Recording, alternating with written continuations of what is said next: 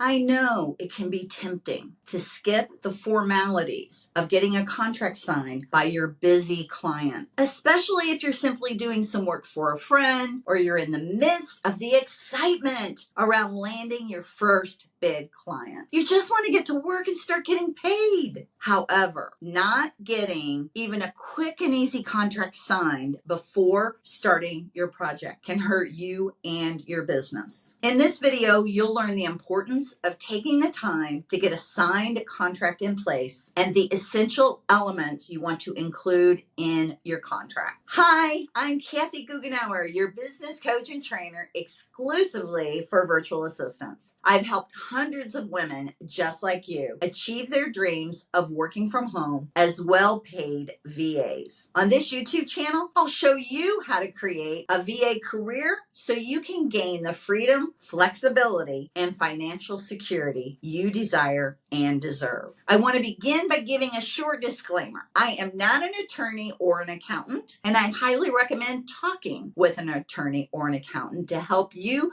create contracts. With that out of the way, here are 6 reasons you need a signed contract in place before you begin working. Number 1, to assure that both you and the client agree on the cost and nature of work. Number 2, a contract gives you something in writing to refer to when a client asks you to do stuff you didn't include in your initial pricing. Number 3, a contract helps you get paid and on time. Number 4, a contract clearly spells out payment terms, pricing, payment due dates, late fees, numbers of revisions, and the answers to numerous questions that might arise. Number 5, a contract provides legal protection for both you and your client. And number 6, a contract allows you to look professional and have your clients take you seriously. Having everything clearly stated with your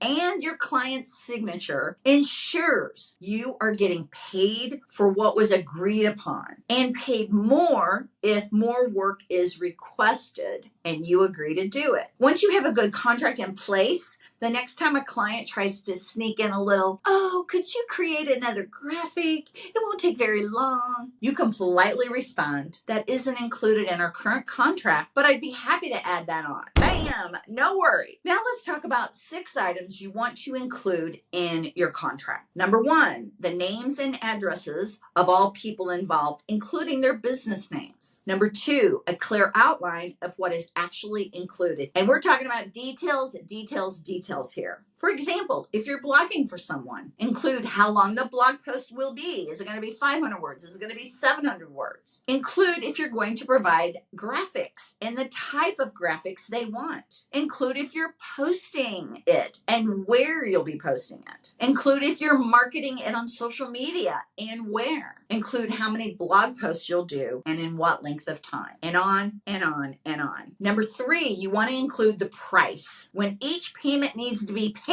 and how and what happens if they're late in paying. State clearly the pricing you have agreed on with your client, hourly, per project. Without taking this step, you're risking that a client might misunderstand your rates and debate paying you what you're owed at the end of the project. You don't want any last minute surprises after the job is done. So stating your pricing in writing ensures that everyone is on the same page. Number 4, include what happens when either party cancels and how to cancel. Number 5, include who owns the work after it is completed. Number 6, include whether or not you're able to share your client's information with third parties. For example, are you planning to outsource your work? Number 7, include the number of revisions, the limits on revisions. Specify upfront how many rounds of revisions you'll do. Without that, you may end up facing scope creep. That's a creepy word, isn't it? Which means the project is going to take you far longer. To avoid scope creep and keep expectations clear, post in your contract the number of revisions or edits you're willing to do. You know, a nice compromise is to offer 1 to 2 revision rounds, and then anything over that is billed extra. Want to learn more about how to get your virtual assistant business started? Watch my free webinar using the link below. Also, subscribe to my YouTube channel and like and comment on this video.